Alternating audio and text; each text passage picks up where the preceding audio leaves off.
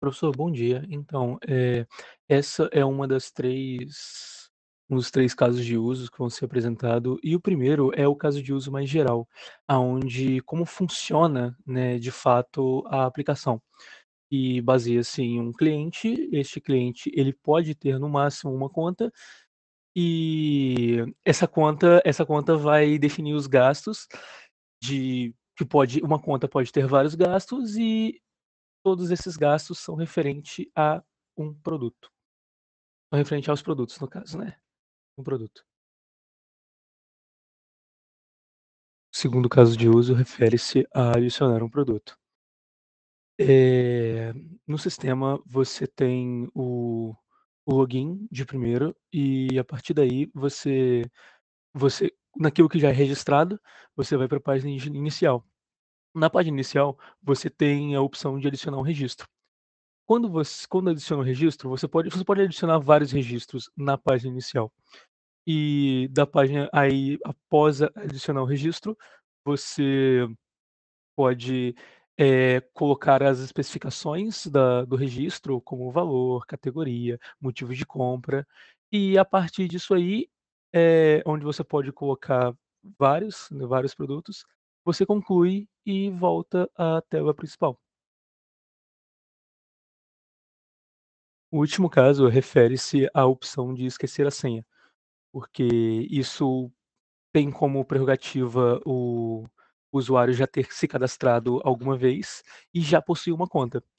E se ele não tem a senha, ele vai, precisar de um e-mail de recuperação, que no caso foi o e-mail da conta dele, clicar na opção "esquecer a senha". Essa no caso só tem uma opção, né, pra esquecer a senha, só tem um e-mail em que seria o e-mail de recuperação, e esse e-mail de recuperação vai receber um código, e esse código, vai receber uma mensagem de aviso no e-mail e com o código. E esse código serve para preencher na aplicação. Preenchendo na aplicação, eh, ele deve renovar com uma nova senha, confirmada 2 vezes, e assim ele volta para a página inicial para fazer o login com sua nova senha. Como podemos ver, a modelagem de classes ela compõe da classe usuários, transações e códigos senhas.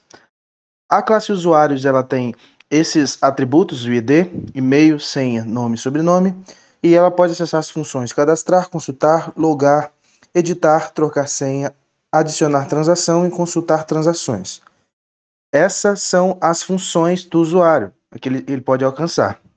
Ele também tem uma relação com transações, que tem os atributos ID, usuário ID, dia, categoria, motivo, tipo, valor, que pode acessar as funções cadastrar, consultar, soma total gastos e soma total entradas. A relação de usuários para transações é de usuário, ele pode ter entre ou nenhum, né? Ou muitas transações. E então é desse jeito, assim, de zero para muitos. Né? Ali como está nas transações e um ali em usuários. Usuários também tem uma relação com código senhas, que ele possui os atributos código, usuário ID, horário, que tem as funções cadastrar, consultar, deletar. E o usuário é a mesma relação que ele tem com transações, é igual com código senhas, que o usuário pode ter até muitos códigos senhas. Aqui a gente tem a classe requests. A gente fez ela para armazenar tudo que faz a conexão com o nosso MySQL. E tem todas as requests, tanto insert, tanto get, tá tudo, e update, tá tudo aqui. Por exemplo, quando a gente vai fazer o login, a gente usa essa classe getUsuário. Então, ele vai entrar aqui, vai gerar um novo comando de SQL, que ele vai ser o select ID, e-mail, nome e sobrenome da tabela usuários, onde foi igual a e-mail e foi igual a senha, para obedecer às informações que foram inseridas pelo usuário. Aí, depois que ele gera esse comando, ele cria uma variável tabela, abre a conexão com o banco de dados e ele usa o MySQL Adapter para rodar a query, e com o resultado dessa query ele joga tudo dentro da tabela que foi declarada aqui em cima. Depois a gente fecha a conexão e a gente verifica se o retorno se o tamanho da tabela é equivalente a 1. Por quê? Se for equivalente a 1, significa que um usuário foi retornado. Significa que existe um usuário que bate com aquele e-mail, com aquela senha. Então, se isso existir, a gente retorna esse usuário. Caso contrário, a gente retorna nulo, porque significa que não existe nenhum usuário que bate com aquela senha. Temos também, por exemplo, um código de inserir usuário, que quando você faz o cadastro, essa função recebe como parâmetro e-mail, a senha, o nome e sobrenome, e a primeira coisa que ele faz é verificar se existe algum usuário com aquele e-mail. A função getUsuário vai lá no banco de dados, que é essa aqui. Aí temos essa função de getUsuárioID, que serve para poder verificar se existe esse usuário dentro do banco de dados. Ele vai lá, faz um select ID nos usuários onde ele foi igual a esse e-mail. Se o resultado, que vai ser preenchido aqui dentro dessa tabela do mesmo jeito que o login, se existir esse resultado, significa que existe um usuário e vai ser retornado por essa função o ID desse usuário que foi encontrado. Se nenhum usuário foi encontrado, ele vai retornar -1. Então aqui na função de inserir o usuário, se existe foi igual a -1, significa que nenhum usuário foi encontrado. Então ele pode inserir no banco de dados aquele e-mail. Então ele faz o insert item, usuário, senha, nome e sobrenome, com os valores que foram informados pelos inputs. Ele abre a conexão, ele roda o execute non-query, ele recebe aqui no resultado a quantidade de linhas que foram alteradas. Se for igual a 1, significa que foi inserido uma linha e deu tudo certo. Então ele retorna true, senão ele retorna false. A mesma coisa acontece, ele retorna false se o existe for diferente de -1, ou seja, se já existiu um usuário. Agora temos um exemplo de update, que é quando o usuário vai alterar a sua senha. O que acontece? Ele primeiro vê se o código que foi enviado por e-mail do usuário bate com o que está registrado no banco de dados. Se existir, então ele vai executar o comando de atualizar a senha. Ele vai dar update usuário, set senha igual a senha que foi falada no input, onde o ID foi igual ao ID do usuário. Ele vai abrir a conexão, vai rodar non-query e vai fechar a conexão. Se o resultado for igual a 1, significa que uma linha foi alterada, deu tudo certo, retorna true, senão ele retorna false. Agora vamos falar da parte visual do nosso aplicativo. Aqui temos a tela de login, onde você pode inserir o e-mail e a senha.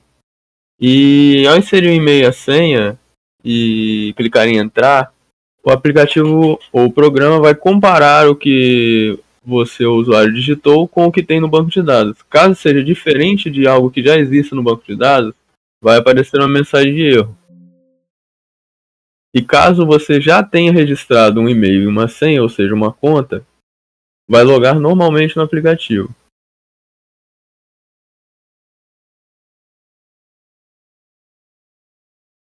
Na tela de controle de gastos, que é o principal foco do nosso aplicativo, ele vai mostrar os gastos e as entradas. Os gastos, no caso, são de vários tipos. Porém, as entradas só tem um, que é, no caso, o único display do que você ganhou no período. Ao clicar em adicionar um registro, você pode adicionar ou uma entrada ou vários tipos de gasto. Caso você selecione entrada, você pode escolher a categoria, que costuma ser salário, e o valor dela e a sua data, que no caso ele se limita a hoje. Você pode escrever o motivo e clicar em adicionar. Caso você digite alguma coisa errada ou queira resetar tudo, você pode usar o botão de limpar.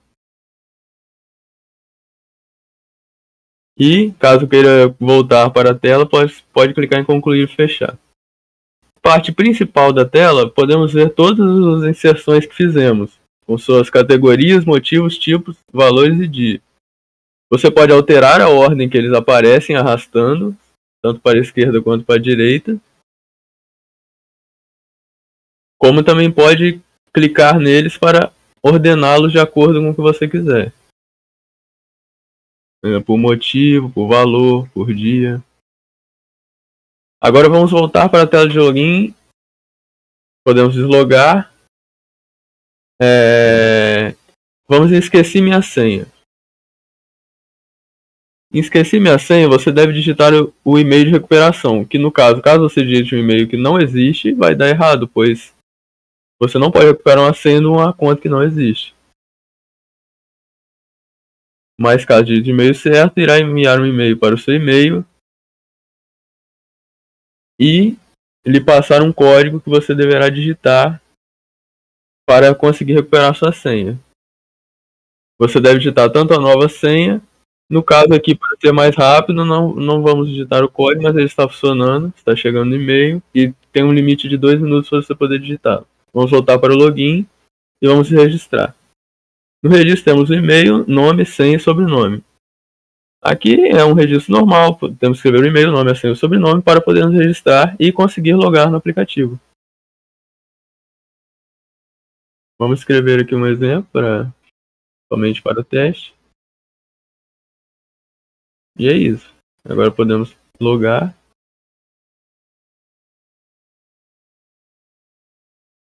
E como pode ver, como é um novo usuário, não tem nenhum registro, nenhum gasto, nenhuma entrada.